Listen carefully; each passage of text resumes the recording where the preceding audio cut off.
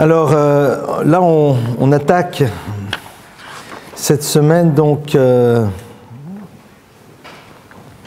un certain nombre de textes dans lesquels on va nous relater la construction du sanctuaire du tabernacle dans le désert.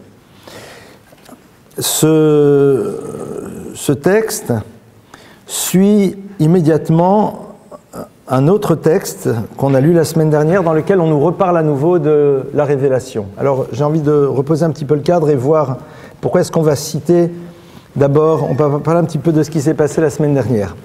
Le sanctuaire, par excellence, c'est un lieu extrêmement codifié. Le sanctuaire, c'est pas la synagogue, c'était le prélude à ce que l'on appelle le temple de Jérusalem, avec des règles extrêmement précises, et à la fois dans la construction du lieu, et en même temps à l'intérieur du culte qui était présent à l'intérieur. Donc ça, c'est véritablement le Mishkan. Le Mishkan, c'est codifié. À tous les niveaux, c'est précis dans les détails. On va essayer de comprendre pourquoi. Et au passage, eh bien, on a l'impression aussi que dans l'histoire, la totalité des commandements qui nous ont été donnés sont extrêmement codifiés, très cadrés.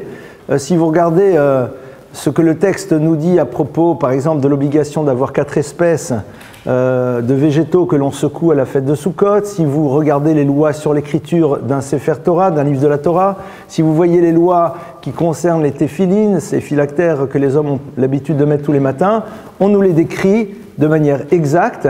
Et si vous parcourez l'histoire, vous constaterez qu'on ne change pas d'un iota à ces règles rituelles. C'est très intéressant parce que si demain vous trouveriez dans une synagogue il y a 1500 ans, ça serait les mêmes téphilines, ça serait les mêmes rituels, peut-être que les chants seraient différents. Et donc, si on reconstruisait demain le sanctuaire, le temple, eh bien ça serait exactement les mêmes choses. Ce qui est très curieux, c'est que juste avant donc de nous parler de ce lieu qui est véritablement le prototype du cadre extrêmement précis, et c'est vrai que quand on parle de cadre extrêmement précis, de choses qui sont l'air d'être immuables, on ne voit pas encore on arrive à s'inscrire à l'intérieur, c'est ce qu'on va essayer de découvrir ensemble. Eh bien, juste avant cela, on nous parle donc à nouveau du moment dans lequel Dieu a transmis la Torah à Moïse. Donc rappelons-nous, Moïse monte sur le Sinaï, reçoit la Torah. Le texte nous dit, et Moïse fut sur le Sinaï 40 jours et 40 nuits. Bon, très bien. Mais alors, les maîtres du Talmud s'arrêtent et disent, oui, bien sûr, il faut préciser 40 jours et 40 nuits. Je me doute bien que s'il était là-bas 40 jours, il n'est pas reparti tous les soirs bivouaquer en bas et puis remonter le lendemain. Ils nous disent dans 40 jours, 40 nuits, parce que ce qu'il étudiait le jour, c'était pas la même chose que la nuit. Oh. Le jour, il étudiait la loi écrite, et la nuit, c'était la loi orale. Et pourquoi ? Parce que la nuit, tu ne peux pas lire.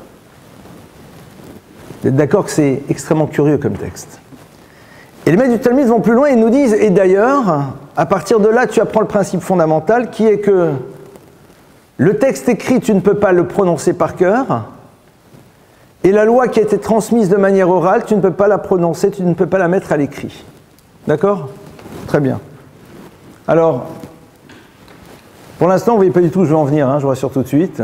Moi, j'ai une petite idée quand même, donc pas vous angoisser. Donc on reprend, qu'est-ce qu'on a vu ? On va parler du sanctuaire. Le sanctuaire, c'est le principe du cadre, à l'image des mitzvot qui sont extrêmement définis, et que l'on retrouve tout au long de l'histoire de la même manière.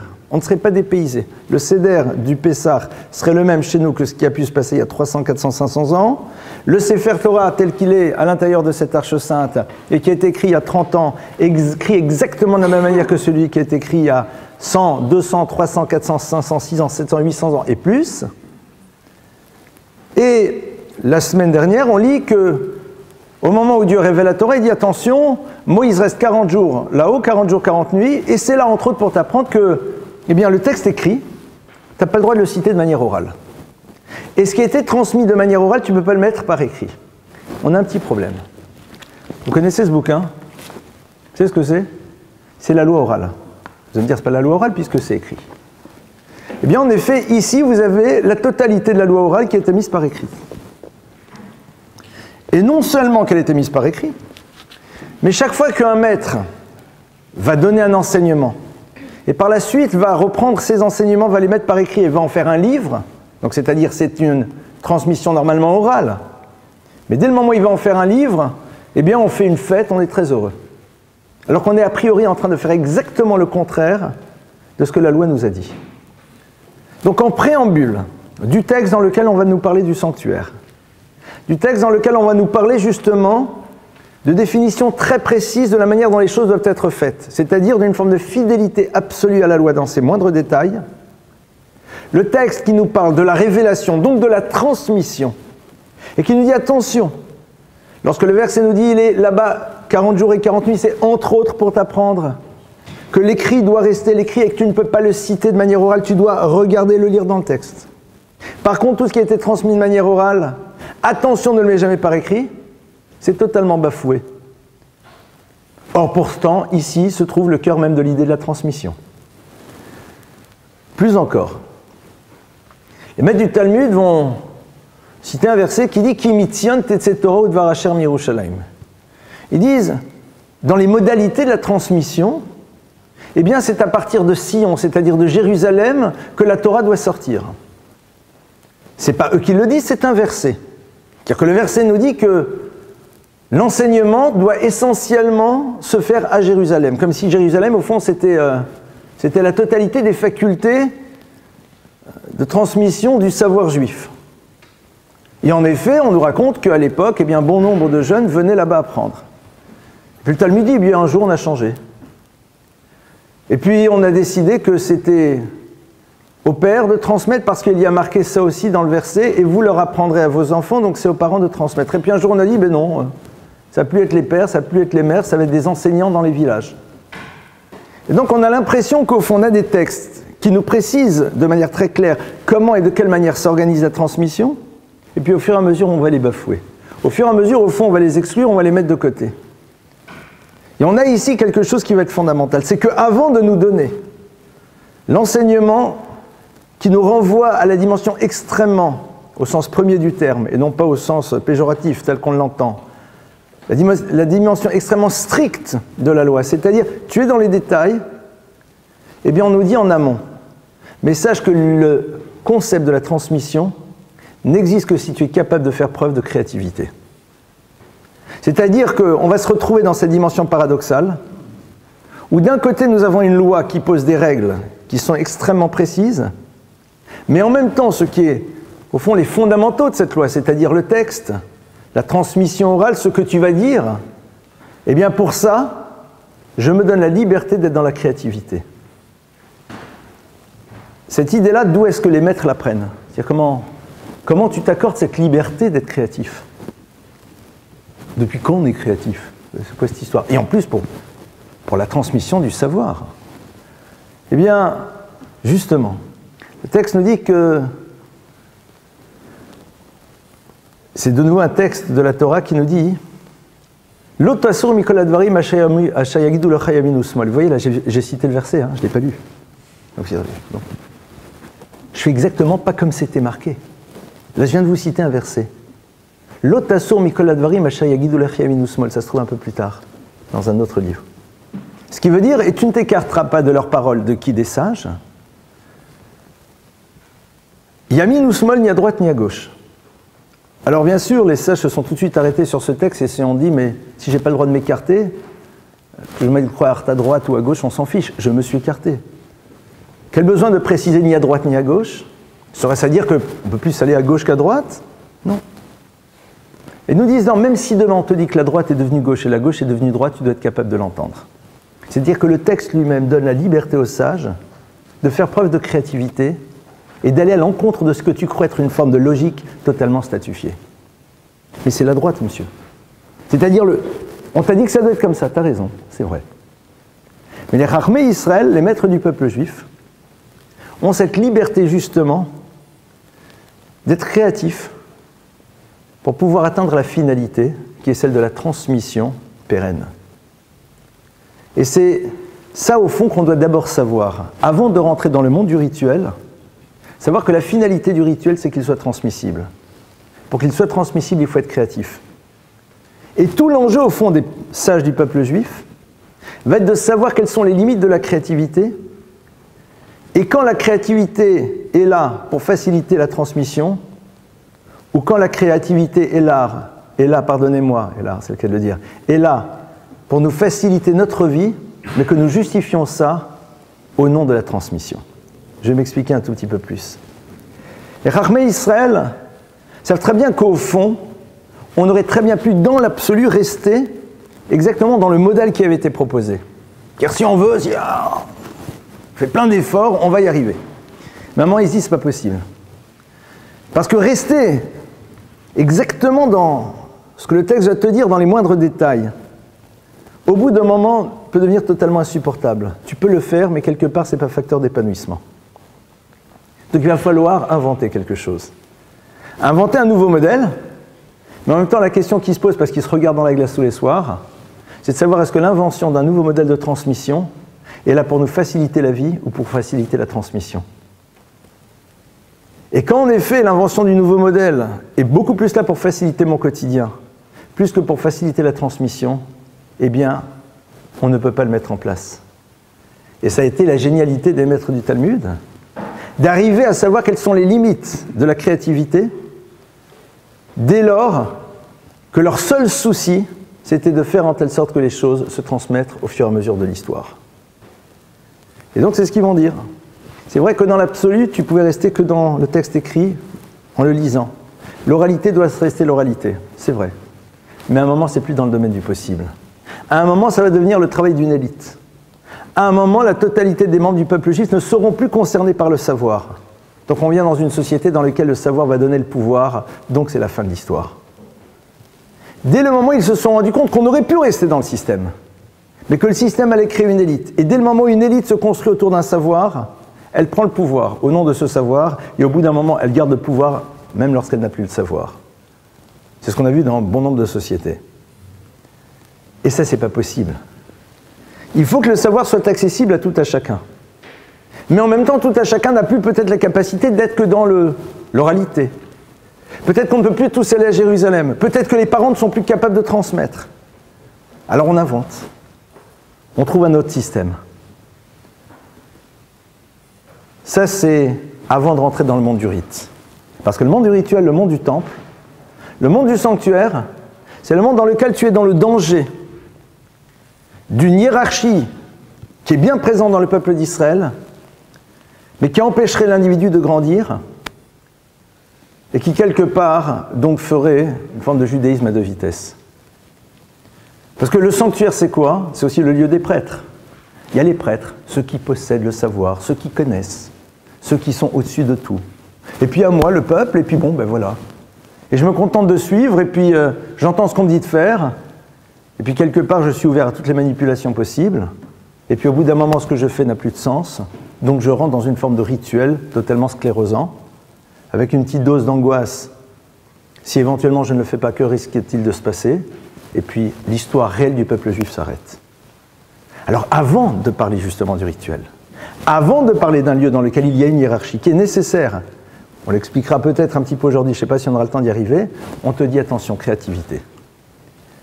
Mais la créativité n'est là que pour pouvoir construire un modèle qui facilitera la transmission. Mais elle n'est pas là pour, au nom de la transmission, créer tes propres facilités. C'est pour rendre la transmission facile, mais pas pour que le rituel devienne facile pour moi. C'est très fin comme nuance. Une fois que ça s'est été posé, alors on rentre dans l'histoire justement du sanctuaire. Et on va essayer de comprendre c'est quoi cette histoire de sanctuaire, et dès le début, le sanctuaire nous pose un vrai problème. Pourquoi? Parce que ce concept-là, a priori, est en totale contradiction avec un concept fondamental de la Torah. Vous savez que dans le monde de la Kabbale, on se heurte à un problème qui est évident pour tout celui qui commence à réfléchir. D'un créateur qui serait à l'intérieur de sa création. Puisque le texte nous dit « Melo kol haaretz kevodo ».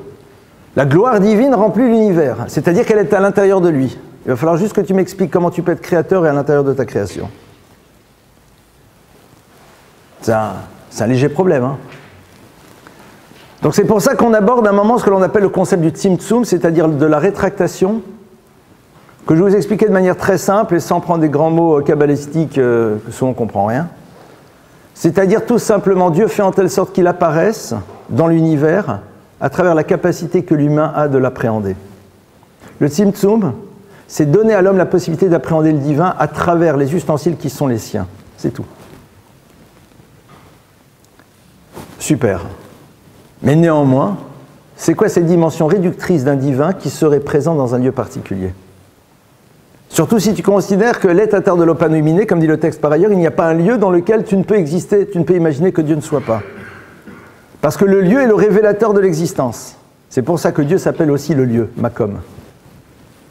Parce que si le lieu est, c'est qu'il y a une volonté qu'il soit, donc nécessairement il révèle le Créateur. Et en même temps, on nous dit, il y a un lieu qui s'appelle le Meshkan, le sanctuaire, le temple, et là tu vas aller rencontrer Dieu. C'est un peu bizarre. Or pourtant, c'est ce qu'on nous dit. Donc on va essayer de comprendre. On va essayer de comprendre qu'est-ce qui se joue ici, parce que comme vous le voyez, on est obligé à un moment de délimiter autrement les choses. Parce que le drame, c'est quoi? C'est justement un jour de réduire leur relation au divin à la synagogue. Parce que, par extension, c'est ce qui risque de se passer. Or, le verset te dit exactement le contraire. Ce qui veut dire, et dans tout lieu dans lequel tu rappelleras mon nom, je viendrai vers toi et te bénirai, c'est-à-dire je te donnerai la possibilité de grandir. Parce que la bénédiction de Dieu, c'est ce qu'on appelle le coefficient multiplicateur de notre existence. Alors, en même temps, tu dis, quel que soit le lieu, mais en même temps, tu me dis de venir là. Il faut comprendre. Il y a un problème quelque part. On va voir, c'est quoi l'intro? L'intro de cette histoire, c'est comme ça. Dieu parle à Moïse et lui dit, parle aux enfants d'Israël, veuillez krouli trouma, et ils prendront pour moi un prélèvement, mais et kolish de chaque individu, asher yidevenu libo, dont le cœur a le désir du don, tikrou et torumati, vous prendrez mon prélèvement. C'est pas un petit problème déjà avec la traduction du verset, vous? Je le reprends. Parle aux enfants d'Israël et ils prendront pour moi un prélèvement. Normalement, qu'est-ce qu'on aurait dû dire? Ils me le donneront. L'idée, c'est pas de savoir ce que je fais avant de te le donner, l'idée, c'est que je te le donne. Mais pour te le donner, il faut bien que je le prenne de quelque part. Donc, a priori, c'est pas le bon terme. Et après, on nous dit, attention, mais il faut que ça soit un don du cœur, à partir duquel vous prendrez ce prélèvement. Et puis après, on va nous dire, voici ce qu'ils vont donner, toutes sortes de choses. Donc on nous explique, voilà, l'or, l'argent, etc., tous les matériaux nécessaires pour construire. Et puis après, on nous dit, Ve'as suli mikdash, et ils me feront un sanctuaire, Ve'shachanti betocham, et je résiderai parmi eux. Autre problème grammatical basique, le sanctuaire est un singulier, nous avons ici après un pluriel. Normalement, on aurait dû dire, Ve'as suli mikdash, Ve'shachanti betocho. Et ils me feront un sanctuaire et je résiderai betocho, à l'intérieur de lui. C'est comme si je disais, tu me fais une maison, mais j'habite à l'extérieur. Betocham, parmi eux. A priori, le Mishkan, c'est un lieu. Donc c'est un lieu singulier, or à la fin, tu me parles de pluriel. L'introduction, au fond, à ce lieu, c'est quoi? C'est tout d'abord un travail au niveau de la collectivité. Un travail au niveau de la collectivité dans lequel chaque homme doit être capable de s'arracher à une dimension de sa matérialité pour pouvoir justement inscrire quelque chose qui nous permettra d'appréhender Dieu de manière autre. Et on va voir tout de suite comment. C'est-à-dire que le texte ne nous dit pas donne. Moi, ce qui m'intéresse, c'est pas que tu donnes. C'est que tu acceptes qu'en donnant, tu t'arraches à quelque chose qui est à toi. C'est à moi. C'est à moi. Personnellement, c'est à moi. Parce que le geste le plus dur, c'est pas de donner. C'est d'abord de prendre. Je prends de moi, c'est-à-dire brusquement. Je réalise à travers mon acte, oh, c'est à moi ce truc-là. Eh bien, ça va plus être à moi. Parce que je vais le donner. C'est-à-dire d'abord faire cet acte dans lequel je prends bien conscience que les choses sont à moi, elles m'appartiennent. On va pas se la raconter, mais non, c'est pas vrai, toi appartiens à Dieu. C'est pas vrai, c'est à moi. Juridiquement parlant, c'est à moi. C'est à moi. Donc, veuillez crou et vous prendrez. C'est-à-dire, vous ferez cet acte dans lequel vous vous rappellerez qu'en effet, cette chose est bien à vous. Et après, mais et kolish ashayidvenu liboti kroetomati. Vous ne le ferez qu'à partir de quelqu'un dans lequel la dimension du cœur est présente. C'est-à-dire quelqu'un qui en effet est capable de montrer que pour s'attacher à quelque chose, pour créer une relation d'amour, il faut arracher quelque chose qui est à soi. Parce que le Mikdash, on va le voir, ça va être un lieu dans lequel on va redécouvrir c'est quoi une relation d'amour. Entre nous et le Créateur, et par extension, entre nous et l'autre. le préambule de l'histoire créatrice du lieu dans lequel on va exprimer notre relation d'amour, elle est là pour te dire, sache que le point de départ, c'est Veikru. Tu as quelque chose qui est à toi, c'est bien à toi, il va falloir que tu y renonces. Si tu n'es pas capable de renoncer à une dimension qui est à toi, tu ne pourras jamais créer un lieu dans lequel il y aura de l'amour. Sache-le. Et ça, c'est valable pour tout le monde. C'est pour ça qu'on ne nous dit pas, tout le monde est là, tout le monde au rapport, chacun va le faire. Non. Yidvenu libo. Si pour toi, en effet, l'univers du lève, l'univers du cœur est présent, alors ça s'applique à toi. On verra par la suite qu'en effet, il va y avoir un impôt collectif, mais ça sera pour quelque chose de totalement différent. Pour la construction du lieu, c'est-à-dire pour créer le point de départ de l'histoire, il faut d'abord savoir que je vais devoir renoncer à une dimension de moi-même pour faire exister un lieu dans lequel je crée une relation d'amour avec le Créateur. Et donc, dès le début, on nous dit, sache qu'au fond, la finalité, ça va être de créer une relation. Mais une relation passe à travers un rituel. C'est-à-dire que le rituel fera partie aussi de la relation. Parce qu'il sera l'expression concrète de la relation que tu as avec l'autre. On ne te demandera pas une spontanéité dans l'acte, on te demandera une intensité au niveau des sentiments. Mais qui passeront à travers une certaine démarche qui est nécessaire. Et on va le voir comment justement ça va s'inscrire de manière très très concrète. Ça c'est le départ. Donc on est en même temps ici dans l'idée première, telle que j'ai commencé à l'évoquer au début, c'est que on a toujours, pas loin de chez nous maintenant, cette idée de créativité. C'est-à-dire qu'à un moment, on va rentrer dans le monde du rituel, on va commencer à créer, on va commencer à construire, on va mettre en place des règles, mais il y a quelque chose qui appartient à toi. C'est cette dimension qui t'appartient à toi qui va pouvoir faire en telle sorte que les choses existent. C'est l'idvatlev, ce que tu as créé à l'intérieur de toi. Cette dimension au niveau des émotions, c'est ça qui va faire que les choses peuvent exister. C'est-à-dire que tu dois préserver à l'intérieur de toi cette seule chose que tu peux créer, c'est-à-dire un sentiment. Parce qu'il y a plein de choses que je peux vous obliger à faire, sauf créer un sentiment. Parce que demain, j'arrive à un grand fouet, et je vous oblige à faire ce que je veux. Levez les chaises, baissez les chaises, faites ceci, coupez ici, faites comme ça. Qu'est-ce que tu veux, tu ne peux pas faire autrement. Et un sentiment. Oui, j'ai un sentiment. Mais en vérité, c'est toi qui décides de le créer. Le lieu de la créativité par excellence, c'est l'univers des sentiments. Parce que c'est le seul univers dans lequel tu es totalement libre de faire ou de ne pas faire. Personne ne peut t'imposer. Personne. On peut peut t'obliger à faire des gestes qui seraient censés être révélateurs d'un sentiment, mais que tu n'as jamais.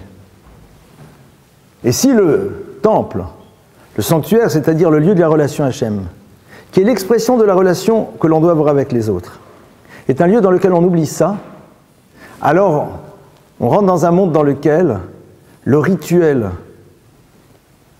aura du sens de par ce qu'il veut dire, mais non pas de ce qu'il veut véritablement exprimer. C'est-à-dire, il y aura une gestuelle. Il y aura une gestuelle. Alors, la gestuelle voudra dire qu'il y a sans doute de l'amour. C'est un petit peu, t'as vu comment est-ce qu'il lui offre? T'as vu ce qu'il fait? C'est génial. C'est-à-dire que la situation l'oblige à faire ces gestes. Donc il les fait.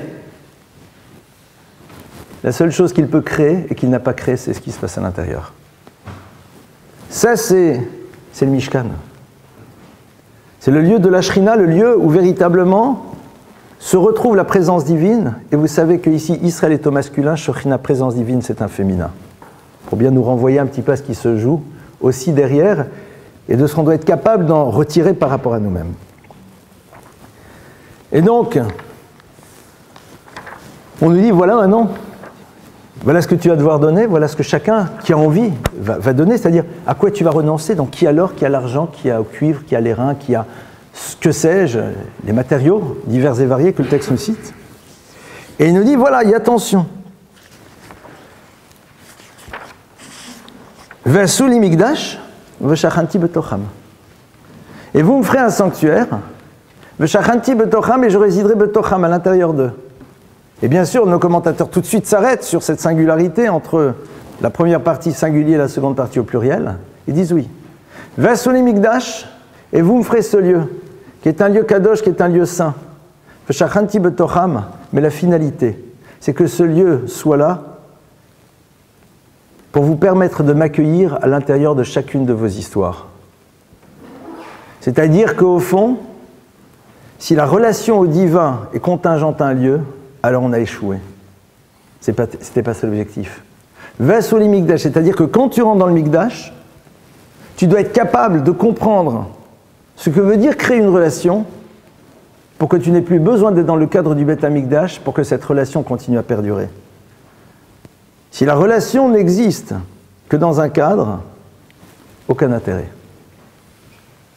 Mais c'est à travers ce que tu vas créer dans ce lieu que tu vas l'apprendre. C'est comme ça que tu vas l'apprendre. Et comme on l'a vu, le point de départ, le prémisse, c'est quoi? C'est justement être capable d'être dans cette idée de renoncement. Je renonce à quelque chose qui est à moi, et à travers ce renoncement, je vais pouvoir créer le lieu dans lequel il va y avoir véritablement cette relation d'amour. C'est ce qu'on a vu au début. D'accord? Une fois que on le voit, ça veut dire que chacun d'entre nous, au fond, Dieu dit, mais moi ce qui m'intéresse, c'est qu'il y ait un lien qui soit vis-à-vis de tout à chacun et qui perdure et qui soit sans coupure, quoi. C'est ça, au fond, la finalité. C'est-à-dire être habité de la conscience de l'autre, et ce, à chaque moment de son existence. Ne pas avoir besoin, comme je dirais symboliquement, de son anniversaire pour être à nouveau habité par cette conscience de l'autre. Pas avoir besoin d'être dans un cadre particulier pour justement être habité de nouveau par cette conscience de l'autre, et de l'autre avec un petit a, et bien sûr ici de l'autre avec un grand A. C'est ce qu'on nous propose, c'est ce qu'on nous demande de faire. Alors comment tu fais? Comment ça se construit? Comment ça se met en place? Faut pas oublier que ici toute la finalité du Beth Amikdash, qui pour certains semblerait le lieu, le rituel, les temples, les machins, etc., c'est justement pour t'apprendre comment tu vas créer ton propre sanctuaire. C'est-à-dire comment tu vas créer le lieu dans lequel toi aussi tu vas faire ta rencontre avec l'autre, avec le petit a, c'est-à-dire pour le masculin vers le féminin ou réciproquement. Comment ça va se mettre en place? D'accord? Ça c'est ce qu'on te demande. On a vu que le rituel va être fondamental, mais si que derrière ce rituel, il n'y a pas une créativité, il n'y a rien, cette créativité, elle est liée à la seule chose que tu peux créer, c'est-à-dire le sentiment. Et ce sentiment, c'est quelque chose que tu mets en place si tu es prêt dans l'idée du renoncement. Si l'idée du renoncement n'est pas dans ton monde des possibles, ton sentiment ne sera jamais vrai. Parce qu'au fond, il est un sentiment d'amour vis-à-vis de celui qui te permet de recevoir ce que tu as envie d'avoir. À partir de là, ouvrons et voyons qu'est-ce qu'on va mettre donc dans ce sanctuaire. Alors qu'est-ce qu'il va y avoir là-dedans? Est-ce que ça va, je ne vais pas trop vite? C'est bon? On peut avancer? Super. Alors. Vous avez dit comment? Pardon? Vous avez dit comment? Ah mais j'arrive. Next. C'est la suite. C'est bien, au moins il y en a une qui suit. Donc, maintenant comment est-ce qu'on fait pour ça? Donc déjà on a vu comment est-ce qu'on fait pour... Donc je récapitule pour qu'on revoie un petit peu comment on a avancé. Donc la première problématique qu'on a eue, c'était de comprendre qu'est-ce qui était en train de se jouer dans ce texte qui est le prélude, pardonnez-moi, du texte de la construction du Mishkan, qui symbolise donc le lieu, le cadre absolu dans lequel les règles sont extrêmement règles et le rituel est extrêmement rituel.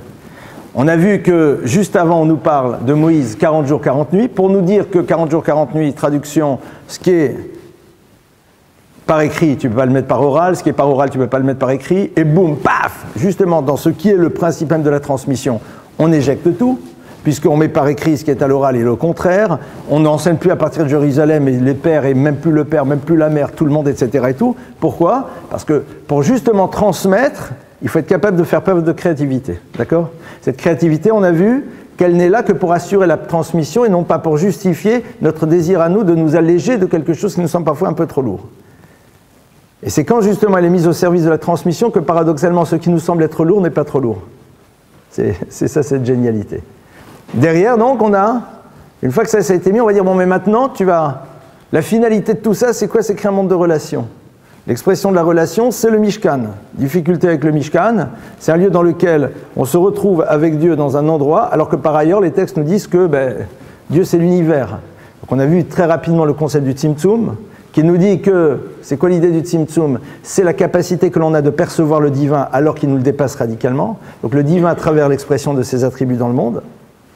Et à partir de là, donc, on rentre maintenant donc, dans l'enjeu de ce qui est en train de se jouer. Donc Veikru Litruma, donc la finalité, c'est cette transmission qui va créer la relation, Parce que la finalité de la transmission, c'est de faire en telle sorte que cette relation avec le Créateur existe.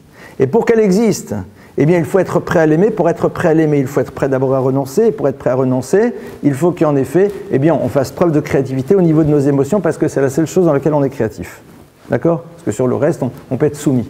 Dès le moment où vous pouvez être soumis à quelque chose, vous n'êtes plus dans la véritable créativité. La créativité, c'est le lieu dans lequel il n'y a pas de soumission possible. D'accord? Il n'y a pas, non, pas du tout. Au contraire, c'est exactement ce qu'on nous demande, parce que sinon, il n'y a pas de possibilité de transmettre. À partir de là, on va donc voir, on va nous dire, donc, vous amenez tout ça, mais l'objectif, c'est quoi? C'est justement après de créer une relation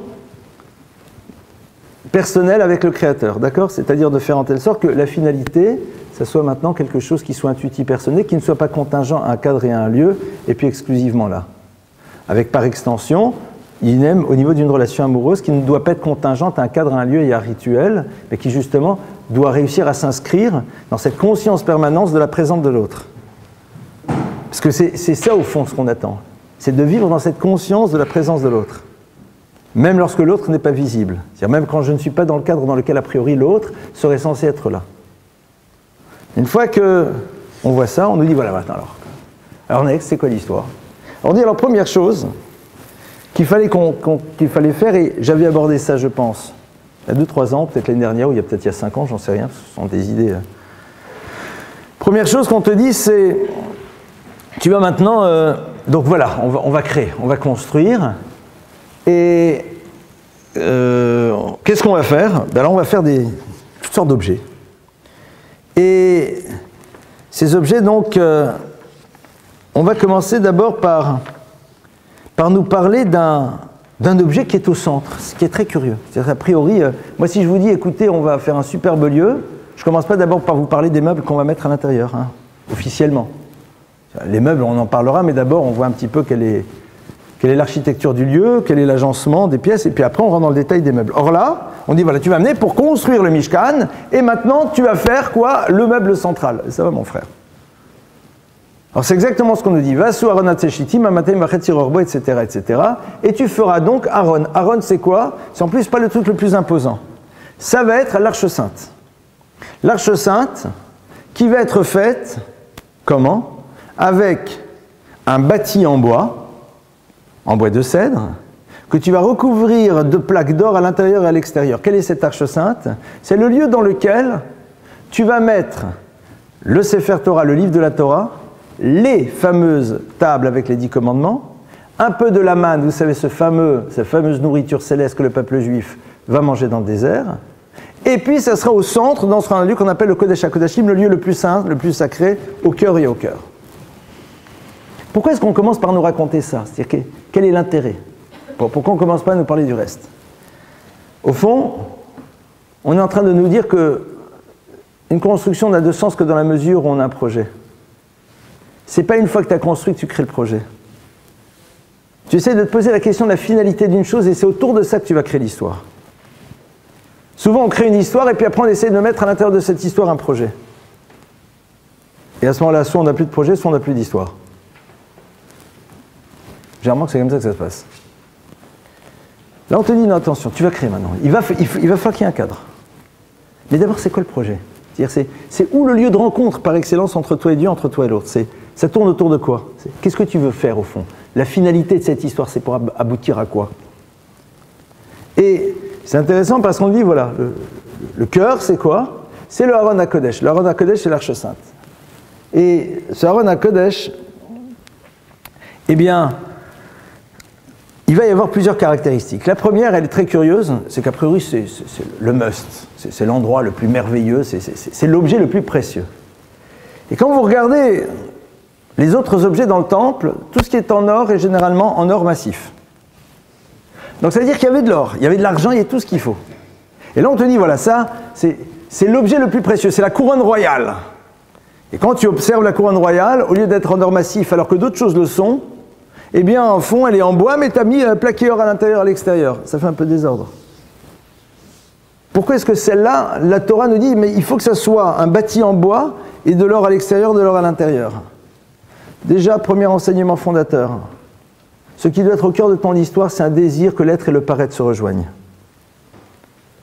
C'est-à-dire que lorsque tu as un bâti en bois, tu as une dimension d'extériorité et d'intériorité. Je mets de l'or à l'intérieur, je mets de l'or à l'extérieur. C'est-à-dire que je veux que ce qui n'est pas visible soit dans le même domaine que ce qui est du domaine du visible. L'univers de l'invisible doit être en parfaite correspondance avec l'univers du visible.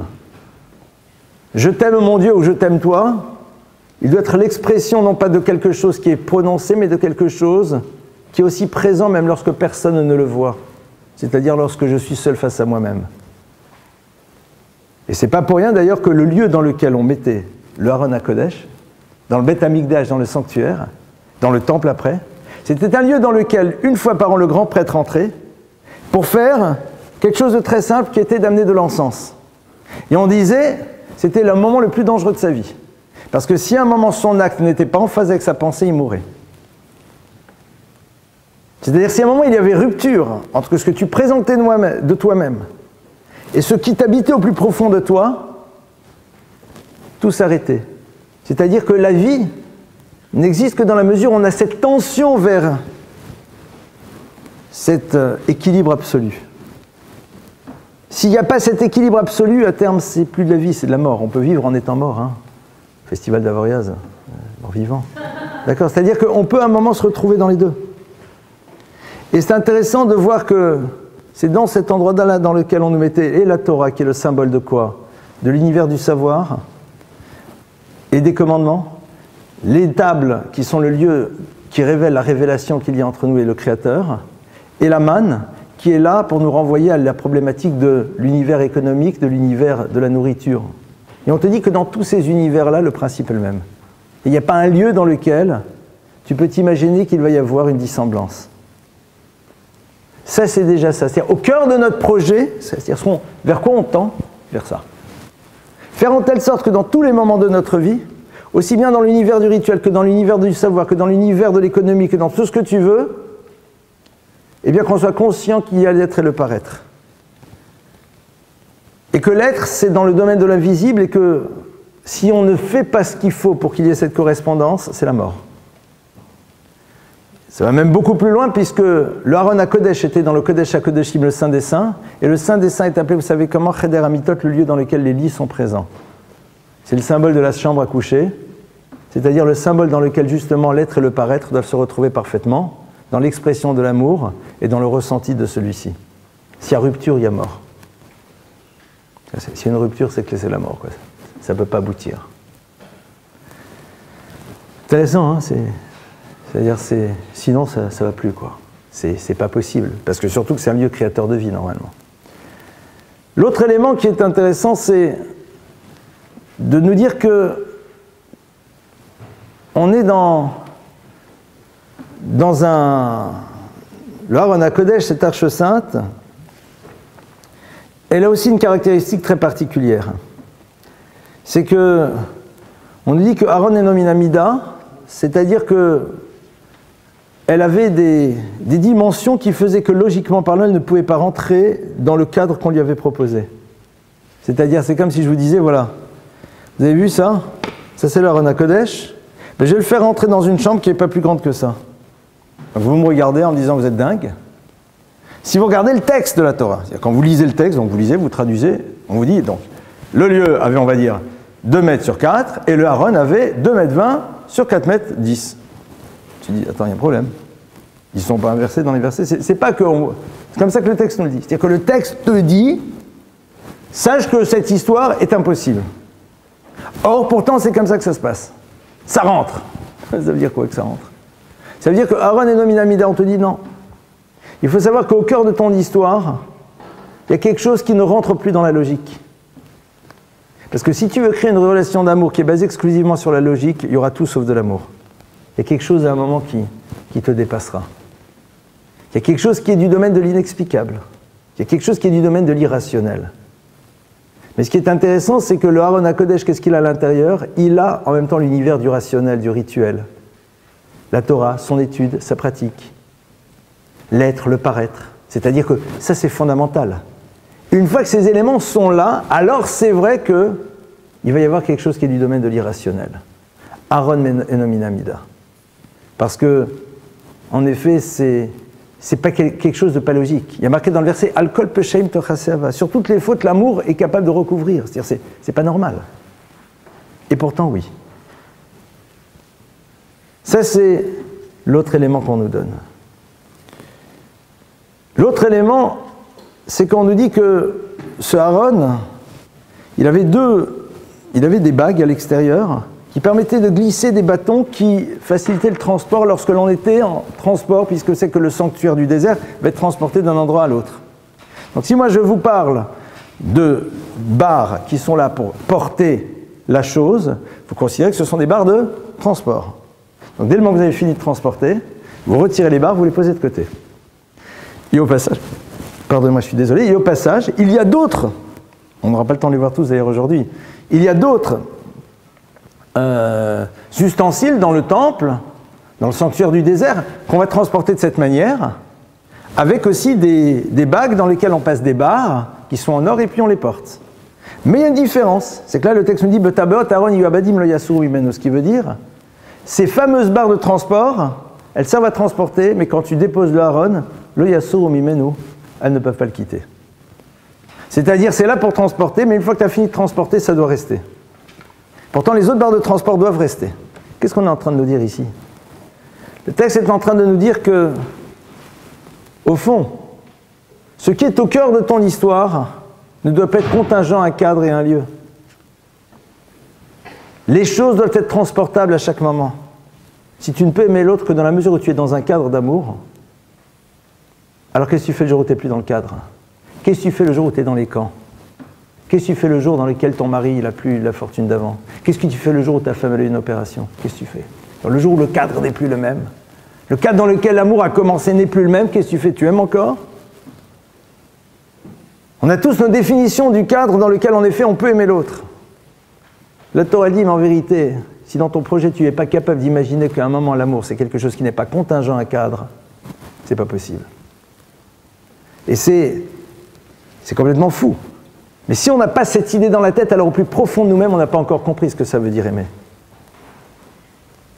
Ça, c'est ce qu'on nous propose. Ça, c'est le projet. C'est la chose que l'on met avant de commencer à construire les murs. Avant de commencer à acheter la voiture et de louer la maison et de faire tout le reste. Avant de construire la synagogue et de faire le centre communautaire et tout le reste. Ça doit nous amener vers où, ça? Qu'est-ce qu'on veut atteindre? Qu'est-ce qui doit exister dans cette histoire?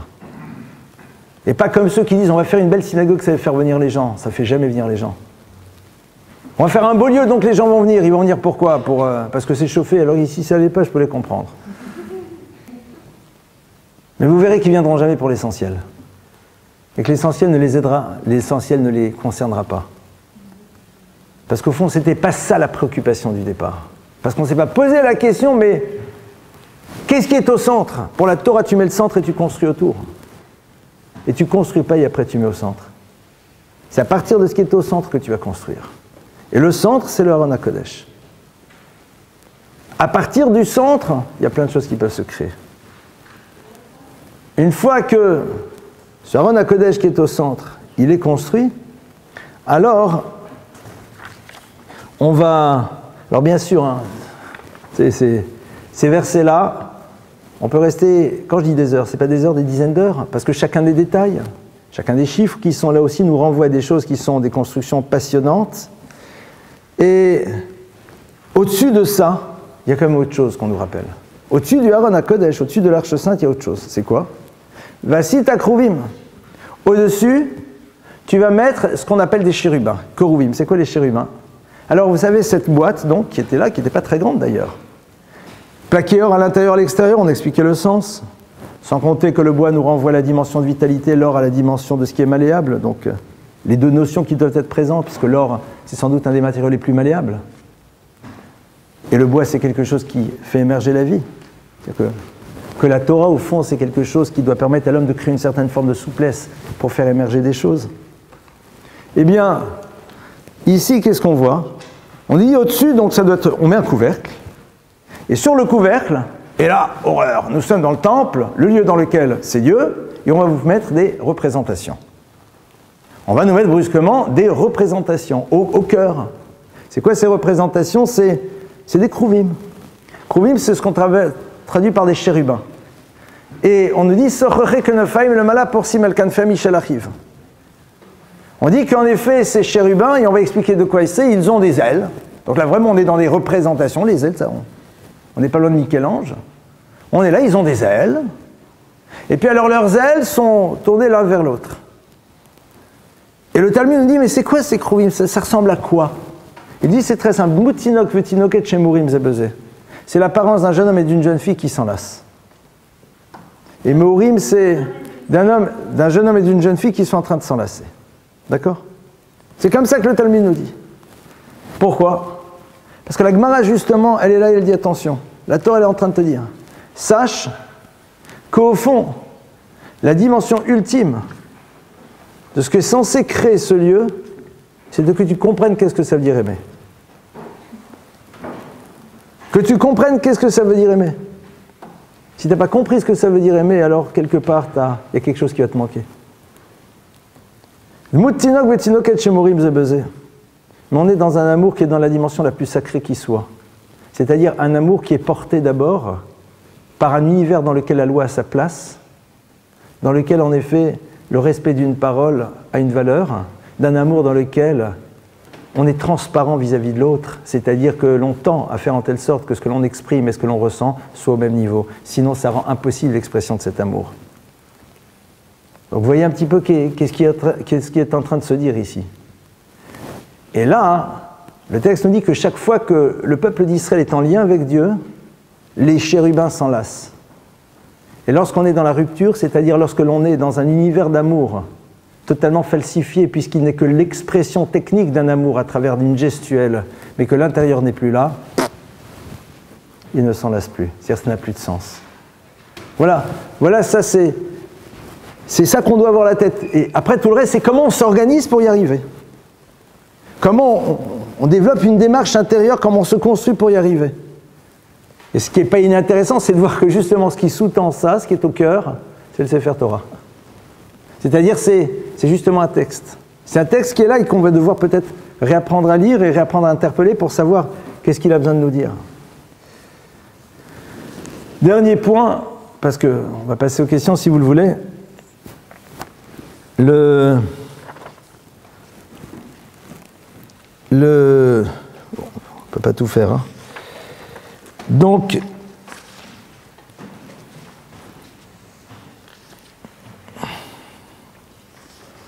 l'autre point, c'est que maintenant on est rentré, on est au cœur, alors je vois ce qu'il y a à l'entrée, d'accord? Vous vous rappelez, on en avait parlé l'année dernière, ça, c'est sûr que vous allez vous en rappeler. J'en ai parlé, j'en suis sûr.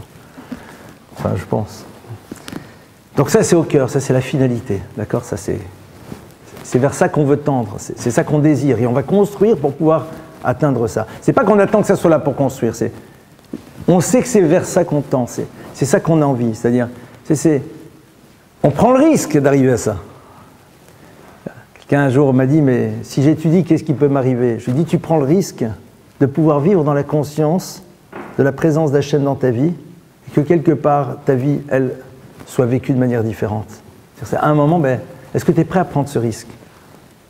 Est-ce que tu es prêt, au fond, à mettre en place un processus qui va t'amener à ça? Et pour t'amener à ça, il faut que tu en aies dans le désir. Si tu n'en as pas le désir, tu n'y arriveras pas.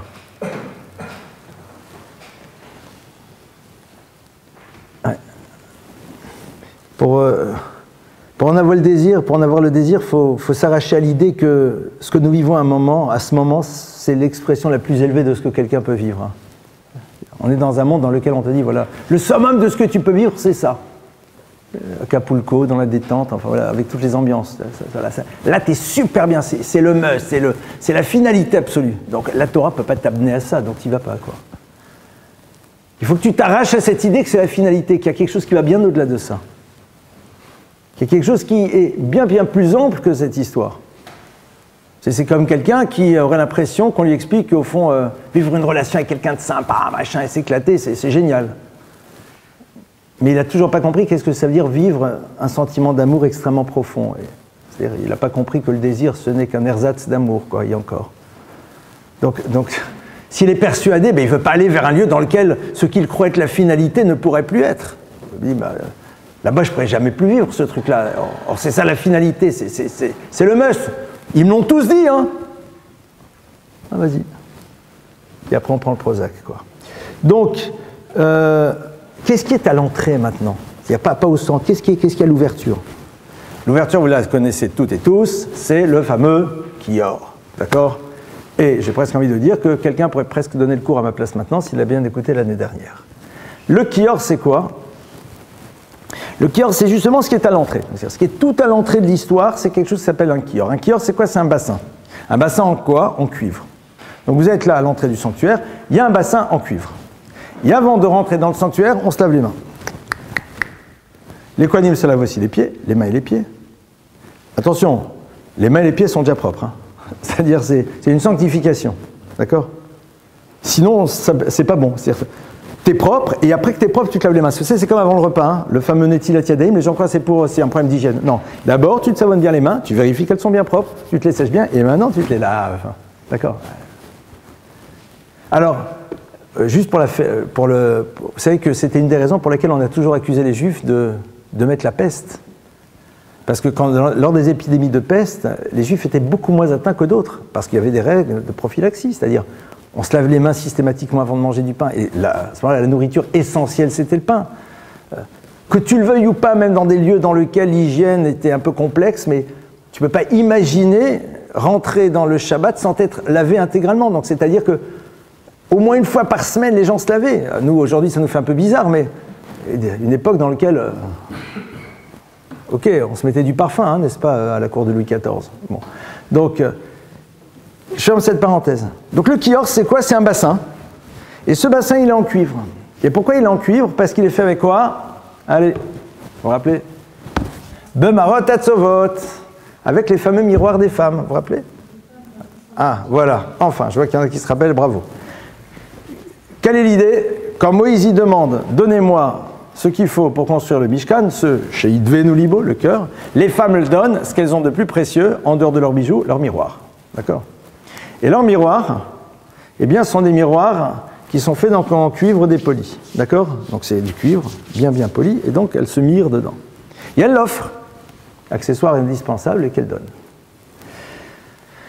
Moshe, il ne veut pas. Parce qu'il n'y a pas de problème, il y a du cuivre, il y a plein de choses. Le peuple juif est riche. Donc il dit, ok, ça va, on va quand même pas prendre des miroirs pour faire un instrument, un ustensile dans le temple. Et pourquoi? Il dit, parce qu'un miroir de femme, c'est généralement un miroir dans lequel, miroir au miroir, dis-moi qui est la plus belle. Ça se fait peut-être pas. Et Dieu dit, si, justement, je les veux. Et justement, les miroirs de ces femmes, je les veux. Pourquoi? Parce qu'elles se sont faites très belles. Ah, super, et alors? Mais je te rappelle à quelle occasion? Quand les hommes en Égypte étaient totalement désespérés et refusaient d'avoir des enfants, parce qu'ils se disaient à quoi bon d'avoir des enfants dans un univers concentrationnaire, puisque c'était plus ou moins ça, leurs femmes étaient arrivées et s'étaient rendues compte qu'elles ne pouvaient faire tout ce qu'elles voulaient pour les persuader, ils n'étaient incapables d'entendre. L'intelligence extraordinaire des femmes, elle était laquelle? Leur génialité. C'est de pas... Leur génialité, ça a été... Non, avant de se faire belle. C'est de dépasser le regard que l'on porterait sur elles, dans lequel on aurait pensé qu'au fond, la seule chose qu'elles étaient capables, c'est de faire ça. La génialité, c'était bien sûr, mais ça, c'est de la technique. La génialité, elle a été où? C'est de se dire ce que l'on pensera de moi dans l'histoire m'apporte peu. C'est pas le sujet. Il y a quelque chose à faire vivre. C'est de nouveau cette fameuse créativité dont on parlait tout à l'heure. Elles ont été capables de faire preuve de créativité, non pas en se faisant belles, parce que ça c'est techniquement, entre guillemets, facile. Cette créativité, c'était d'être capable de s'arracher à quelque chose qui est terriblement difficile. C'est le problème de la manière dont on me verra dans l'histoire. Et elles se sont faites belles, comme vous l'avez dit. Et leurs époux les ont regardées à nouveau, et des enfants ont été conçus. Et Dieu dit, ça, c'est l'entrée du sanctuaire. C'est-à-dire l'entrée de ce qui va créer cette relation telle qu'on l'a définie, c'est le Kior. Et le Kior, c'est quoi? C'est un univers, c'est pour te dire, pour rentrer dans cet univers, dans lequel tu veux quelque chose qui soit du domaine de l'authentique, mets de côté dès le début le problème de ce que l'autre pensera de toi. Ne sois pas un caméléon social. Ne crée pas tes gestes fonction de ce que les autres penseront ou diront de toi. Ça, c'est fondamental. Redeviens libre. Libre du poids de ces regards qui sont là et qui t'obligent à avoir un mode de fonctionnement et de parole qui ne sont pas toi parce qu'ils ne t'amènent pas à vivre cette finalité qui est celle du Aaron. Reprends ta liberté. Comme elles l'ont fait. Et c'est ça qui a permis le futur. C'est ça qui a créé une histoire. Ça, c'est la première des choses. Reprendre cette liberté. La seconde chose, ça ne veut pas dire que si tu as envie de mettre un chapeau jaune, tu le mets. Ça veut dire que même si tu en mets un vieux, noir, orange ou autre, parce que c'est comme ça que ça se fait, ne te convainc pas qu'il faut le faire. Sache que tout simplement, il y a des systèmes dans lesquels c'est tellement difficile de leur expliquer pourquoi c'est nécessaire qu'il vaut mieux le faire, ça ira plus vite. C'est tout. Ne sois pas dupe de quelque chose. Tu peux à un moment, parce que tu es dans un univers social, jouer un rôle. Parce que l'univers dans lequel tu es n'est pas capable de supporter à un moment cette capacité de te dépasser ou de dépasser certaines choses. Mais ne sois pas dupe, ne te raconte pas d'histoire, ne te persuade pas que le jeu que tu es en train de faire n'est pas un jeu, ce n'est qu'un jeu, mais nécessaire. Ne te prends pas au piège de tes postures. Ne cherche pas à les valider. Deuxième chose, c'est que, miroir, oh miroir, quelque part, qu'est-ce que les femmes juives font ici? Elles font en telle sorte que leurs époux se tournent vers elles parce que tout simplement elles ont éveillé à nouveau chez eux un désir. Et non pas à travers des paroles philosophiques, mais à travers quelque chose de beaucoup plus concret. Le texte dit, ben oui, ça c'est génial. Pourquoi? Parce que tout simplement elles ont donné du sens à quelque chose. Parce que c'était porteur de sens. Parce qu'elles savaient pourquoi elles le faisaient. Et la Torah t'apprend ici quelque chose qu'on a vu souvent dans le cours. C'est que le même acte, il est l'ouverture vers le monde du sacré, ou au contraire la fermeture vers celui-ci. Tout dépend du sens que tu lui donnes. Tout dépend de la réflexion qui t'habite au moment où tu mets en place le processus. Dès le moment où elles savent pourquoi elles le font, et que ça s'inscrit dans un devenir, ça s'inscrit dans une histoire à construire, alors cet acte devient quelque chose qui est le point d'entrée vers la finalité qui est le Kodesh HaKodashim, le Saint des Saints, le Aaron HaKodesh tel qu'on l'a décrit. Et c'est là où en effet, on a cette porte valable pour tout à chacun. Parce que c'est valable dans tous les domaines de la vie. Posons-nous toujours la question, quel est le sens que je donne à cet acte? Pourquoi j'ai décidé de le faire? Et trouvons juste, lui, une raison. Est-ce qu'il y a une raison qui est porteuse de sens? Est-ce que c'est nécessairement l'équilibre? Est-ce que c'est quelque chose qui va créer chez moi un sentiment de bien-être? Est-ce que c'est quelque chose qui va me permettre de pouvoir me libérer d'une tension? Que sais-je? À partir du moment où ça a du sens, et que quelque part ça pourra rejoindre ce qui est au centre, c'est-à-dire ce que la Torah en dit, alors dans ce cas-là, tu es dans l'ouverture vers justement l'histoire du Kodesh HaKodashim. Voilà quelques idées qui bien sûr mériteraient, je dis systématiquement, c'est pas grave, je radote, d'être développées beaucoup plus profondément, mais c'est juste pour Al-Qtsé Amazeg, sur le bout de la fourchette, commencer à nous ouvrir un petit peu, faire quelque chose qu'on ouvre de manière un peu rébarbative, en disant, c'est quoi cette histoire de sanctuaire? Moi je suis totalement dans la philosophie des choses, etc., et tout au-dessus de toutes ces contingences. C'est parce que tout simplement, peut-être qu'on n'a pas envie de se laisser bouleverser par ce que le texte est en train de nous dire. Je vous remercie, on passe à vos questions. À vous les questions, vas-y. J'ai pas bien compris au début du cours, vous avez dit que aimer, c'était renoncer dans un soi. Non, j'ai pas dit c'est. Le préambule. Oui. Le préambule, c'est être prêt à s'arracher à quelque chose qui est à soi. Mais je comprends pas le lien avec la créativité, en fait. J'ai été très vite. Non. Alors, non, c'est moi qui ai été trop vite peut-être. Alors, parce que ça c'était un des éléments. Je reviens, rewind. Donc, on a vu que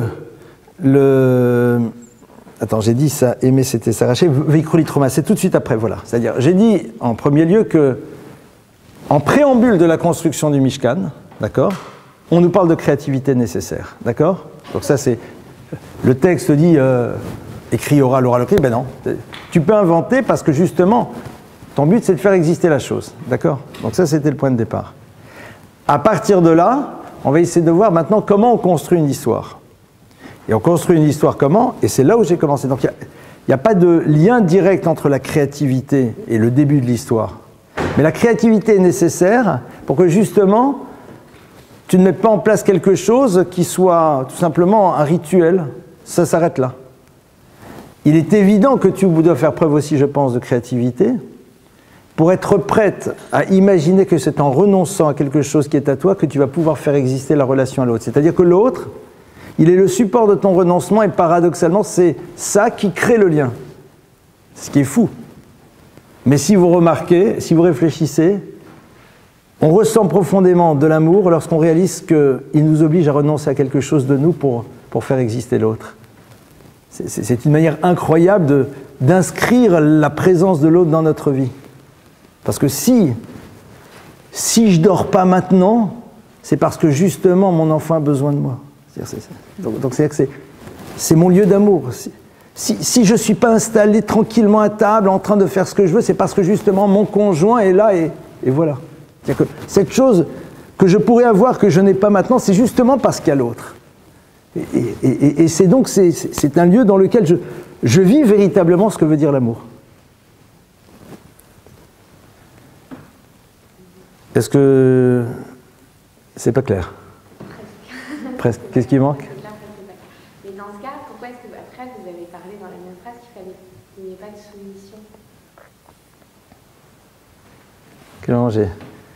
Oui, bien complètement. C'est quoi la soumission? C'est quelque chose qui est extérieur à soi. C'est quelque chose qui m'oblige à. On renonce à quelque chose de soi, justement. Mais cette dimension-là, elle est liée à quoi? Au sentiment que j'ai décidé d'avoir. Et ce sentiment d'avoir, ce sentiment que j'ai décidé d'avoir, personne ne peut m'obliger à l'avoir. Et maintenant que j'ai fait le choix de l'avoir, alors je sais très bien que il va s'exprimer comment? En étant prêt dans un renoncement. C'est-à-dire, on fait le choix de l'amour. On fait le choix d'aimer. J'ai dit, je l'aime et donc non, je fais le choix de l'aimer. Je mets en place un processus qui va me permettre. Je décide d'avoir un sentiment. Quand on te dit, et tu aimeras l'autre, je te vois, je dis, ah non, je l'ai vu, non, j'aime pas. Ah oui, je l'ai vu, j'aime. Ah lui, je le vois, c'est pas mal. L'autre, ah non. C'est quoi cette ambiance? On dit, non, t'as l'horaire comme à chacun. Tu dois faire en telle sorte d'eux. Donc il va bien falloir à un moment mettre en place un process. Mais ce choix-là, c'est moi qui le décide. J'ai une question. Un instant, il y avait quelqu'un juste à droite avant vous. Oui. Vous avez dit tout à l'heure que le sentiment, c'était quelque chose qu'on ne pouvait pas forcer à avoir. Ouais. Maintenant, on décide. J'attendais quelqu'un qui me la pose. Ah, je te remercie. Au moment où je le disais, j'ai dit, qui va me la poser la première? Vas-y. Là, je ne peux pas la rencontrer les corps. Va jusqu'au bout de ta question, explicite là. Une personne, on pourrait forcer quelqu'un à aimer une personne, on décide de lui. Oui. Maintenant, je te dis, je t'oblige à aimer cette personne. D'accord? Je t'oblige. Tu dois l'aimer. Obligation totale. Je te mets sous la torture. Et après, tu me dis, je l'aime. Qui me prouve? Personne. C'est-à-dire qu'à l'intérieur de toi, tu l'aimes pas. Tu as pu me le dire, mais tu le fais pas. Par contre, si je te dis, tu soulèves ce banc. Non, tu le soulèves. Wow, tu le soulèves. J'ai vu que tu l'as soulevé. C'est-à-dire que je ne peux pas t'obliger parce que je ne peux jamais savoir si en effet ce que j'étais obligé à faire t'habite ou ne t'habite pas. La seule chose que je ne peux pas savoir, c'est si le sentiment est là ou pas. J'en ai aucune certitude. Donc c'est quelque chose, tu es libre de dire oui ou non. Tu peux dire oui, j'aime, alors qu'en vérité, au plus profond de toi-même, le sentiment n'existe pas, ou dire oui, j'aime, parce que tu as décidé à un moment de le faire émerger, ce sentiment. Donc, on ne va pas le soumettre, parce que je ne peux soumettre qu'à une chose qu'à un moment je peux mesurer, que je peux définir. Je ne peux pas t'obliger à penser. Je ne peux pas, c'est impossible. Il y a quelque chose qui restera toujours libre. Et c'est là où justement tu peux créer tout. C'est ça le lieu de la créativité par excellence. C'est sur le don de soi en fait. Pardon ? C'est sur le don de soi. Ça va être un petit peu la finalité, mais le don de soi, c'est l'expression de quelque chose que tu as décidé de créer à l'intérieur de soi. Oui, mais quand on donne, on attend toujours un petit peu en retour. Et là, dans ces cas-là, il ne faut pas le faire. Il faut savoir donner sans attendre en retour. Ça, c'est de la théorie. Ça, c'est de la théorie. Ça, c'est de la théorie. Ça, c'est de la théorie parce que Parce qu'on a toujours un intérêt dans une histoire. L'intérêt peut être noble, mais on a toujours un intérêt. On dit que le seul don dans lequel tu n'as rien en retour, c'est quand tu enterres un mort. Parce que lui, il ne pourra jamais te dire merci. Parce que s'il dit merci, on est mal barré. D'accord ? Même nos morts, on dit. Mais tu n'as pas de retour, hein ? D'accord. Oui, vous vouliez poser une question, madame ? Oui, en fait, je voulais savoir, vous avez parlé du Mishkan, du Lior, du Aaron Kodesh, D'accord. du Kodesh Kodashim, du Kérubim. Alors, tout ça, Pardon ? le Mishkan, les Israéliens, ils l'ont transporté Oui, exact. dans le désert en sortant d'Égypte. Oui. Il le transporte. En terre Il le transporte, ils le construisent dans le désert, il l'amène en Israël, où il va faire plusieurs étapes, avant par la suite d'être remplacé par le Beth Amikdash, le sanctuaire, qui est donc à Jérusalem, le temple. Tous ces éléments-là se retrouveront aussi là-bas. Ils seront là-bas. Oui, bien sûr. Complètement. Totalement. Complètement. Est-ce qu'ils ont un lien ils sont liés Quoi ? les uns aux autres J'ai pas eu le temps d'expliquer, bien sûr que oui. Mais je peux pas tout dire dans une soirée. Oui. Un instant. Non, j'ai pas fini ma question, monsieur. Alors d'accord, quelle est la fin de votre question ? Il y a une autre question, vous voulez dire ? Oui ? D'accord. Allez-y. Alors en fait, je voulais vous demander, quand la table elle était faite en quelle matière ? La table. Aussi en or. En or ? Oui. Et en or, ça représente quoi dans les... Là maintenant, j'arrête mon cours parce que ça serait commencer un autre cours. Donc c'est pour ça que l'or, c'est ce qui est l'univers du malléable, entre autres. D'accord ? De quelque chose sur lequel on peut faire un travail. Oui. Ma question, c'était une tierce personne qui nous ordonnait un sentiment, et Dieu, pourquoi il nous ordonne de l'aimer ? Oui. Mais tu restes libre de ne pas le faire. On décide de l'aimer ou pas ? Bien sûr. Alors, le vœu Hafta, c'est une obligation. Hachem dit, tu dois m'aimer. Maintenant, tu as le droit de ne pas. C'est comme toute obligation, tu as la liberté du non. Oui. Après, 2 secondes, vas-y. Oui. Qu'on peut décider d'aimer et dire, voilà, c'est pas ressenti, il faut décider d'aimer. Mais dans la Torah, je ne sais pas si c'est comparable, on dit que les parents ont l'obligation d'accepter, mais pas d'aimer. Parce qu'on sait justement que le sentiment, c'est quelque chose de spontané, quelque chose qu'on ne peut pas s'obliger à. Alors que je ne sais pas si c'est comparable l'amour des parents et l'amour de notre conjoint. J'ai pas compris, c'est-à-dire, quelle est ta question ? Par rapport dans un couple, on peut décider d'aimer cette personne. Et on peut décider d'aimer ses parents aussi. D'accord. Non, mais comme la Torah dit, on a l'obligation de les respecter, mais pas de les aimer. Mais tu as le droit de décider de les aimer. Ah oui. Ah d'accord, tout va bien. Mais Non, pourquoi c'était un ressenti spontané. Non, justement, c'est exactement le contraire. Je vais dire pourquoi. Mais bon, c'est une idée qu'on a déjà évoquée, pas aujourd'hui. C'est la Torah t'oblige à les respecter parce que justement, comme tu peux ne pas les aimer, tu risquerais à un moment de ne pas avoir un acte de reconnaissance par rapport à ce qu'ils t'ont donné. Parce que, comme aimer, c'est un sentiment que tu vas construire et que tu construiras avant tout par aussi la conscience que tu as de ce que l'autre t'apporte. Si tes parents ont voulu t'apporter tout sauf ce que tu devais avoir, c'est difficile d'avoir ce sentiment d'amour. Hein. C'est-à-dire si tu n'étais que la projection de leurs désirs et non jamais la réalisation de ce que tu pouvais être, c'est compliqué. Et comme donc tu peux à un moment justement ne pas réussir à les aimer, c'est parce que tu peux pas. Parce que chaque fois qu'ils sont face à toi, ils te renvoient à l'instrumentalisation qu'ils ont fait de ta vie au profit de la leur. Ah, c'est un peu violent. D'accord ?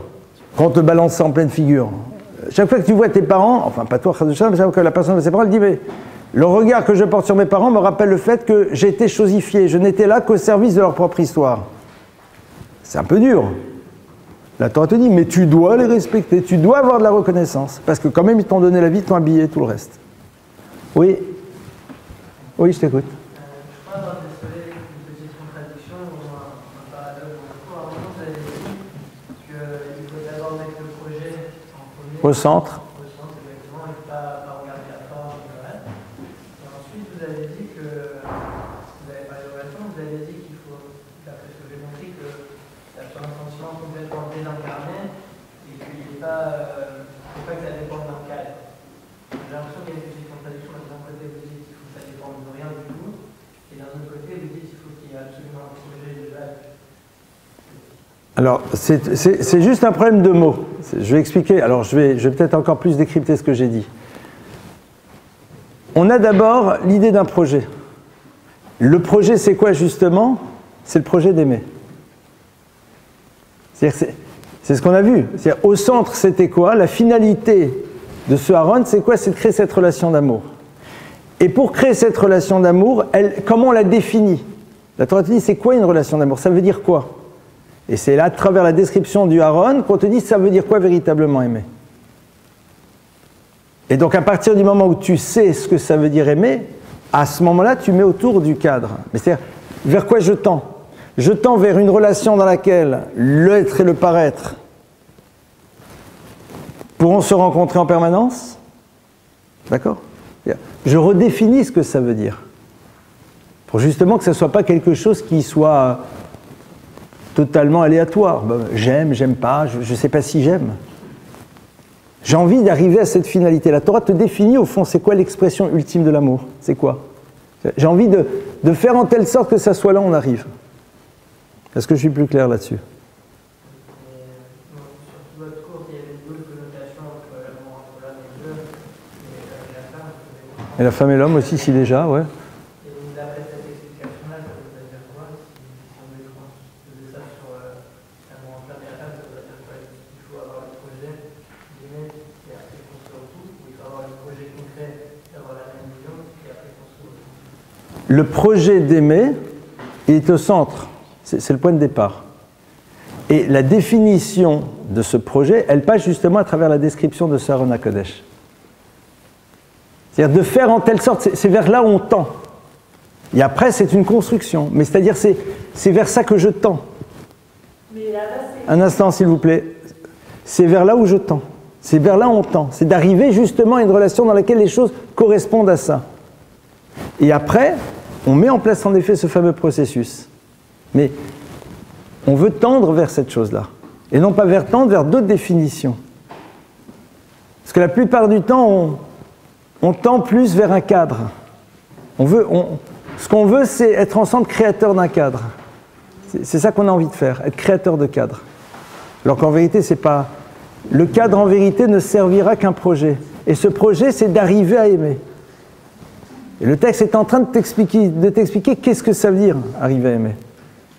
C'est quoi au fond? Comment je veux que ça se passe? Comment ça doit être? Et c'est là où en effet tu as les définitions. Est-ce que je suis... C'est plus clair? Ou si c'est pas plus clair, on peut... Non? Non? Pardon? J'ai pas entendu. D'accord. C'est gentil. Oui. Une question, c'est est-ce que quand la personne elle ne sait pas quoi faire pour qu'il y ait un amour vrai, est-ce qu'on peut demander de renoncer ou il faut que ce soit par la personne même qui pense Tu peux pas apprendre à quelqu'un ce que veut dire aimer. Non, mais de le guider. Ah. Les enfants, on leur dit, il ne faut pas que... Même dans un couple. Si dans un couple on est obligé de dire à l'autre qu'il arrivera à nous aimer le jour où il sera prêt à renoncer, il risque un jour de nous dire « c'est à cause de toi que j'ai été obligé de renoncer ». C'est un peu embêtant. Par contre, on peut amener quelqu'un à être à l'écoute d'un enseignement. Parce que si c'est vous, si c'est la personne qui est engagée dans l'histoire, si la personne qui est en face vous demande et dit « mais j'aimerais mais je n'arrive pas », comment est-ce qu'on fait au fond pour que ce sentiment soit là et se renforce? Alors là, en effet, on peut parler de cette notion de renoncer. Mais je ne suis pas sûr que c'est celui qui est le plus concerné qui donne la meilleure description de la notice explicative. J'en suis pas sûr, en tout cas. Mais à la base, c'est ça le chinour, l'éducation des enfants, c'est ça. On leur apprend ce que ça veut dire aimer. Ils voient bien que justement la relation Hachem, elle se crée à travers la capacité d'être dans un renoncement de quelque chose, et pourtant ça crée à l'intérieur de nous une forme de joie immense. Renoncer un peu de ton sommeil, renoncer un peu de... Pourquoi? Pour pouvoir justement créer le lien. Donc, on est dans une société dans laquelle justement on considère que la relation d'amour, c'est la relation dans laquelle on te laisse faire ce que tu veux. Si tu m'aimes, tu me laisses faire ce que... C'est exactement le contraire. C'est-à-dire, en deux mots, quand on s'aime, chacun, justement, doit être respecté dans toutes ses prérogatives. Si c'est comme ça que je vis la relation d'amour, je ne sais pas ce que c'est, en tout cas. Je ne sais pas, Bichal, si c'est pérenne. Je ne pense pas, en tout cas. L'extérieur qui s'explique. Pardon? Pour quelqu'un de l'extérieur qui explique une généralité pour faire comprendre que... Je crois que c'est plus qu'une explication de texte.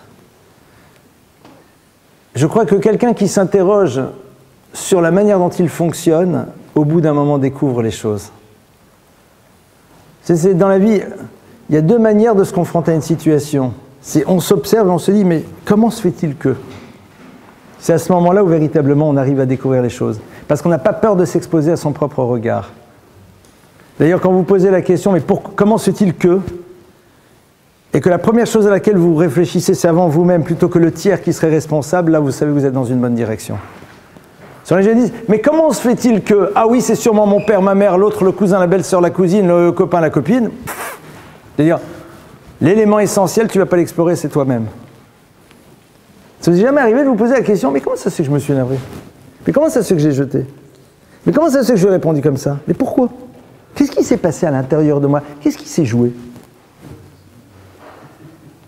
Si quelqu'un elle dit, je suis avec l'autre, et comment ça se fait que j'arrive pas que l'amour que je ressens n'est pas suffisant pour m'empêcher de...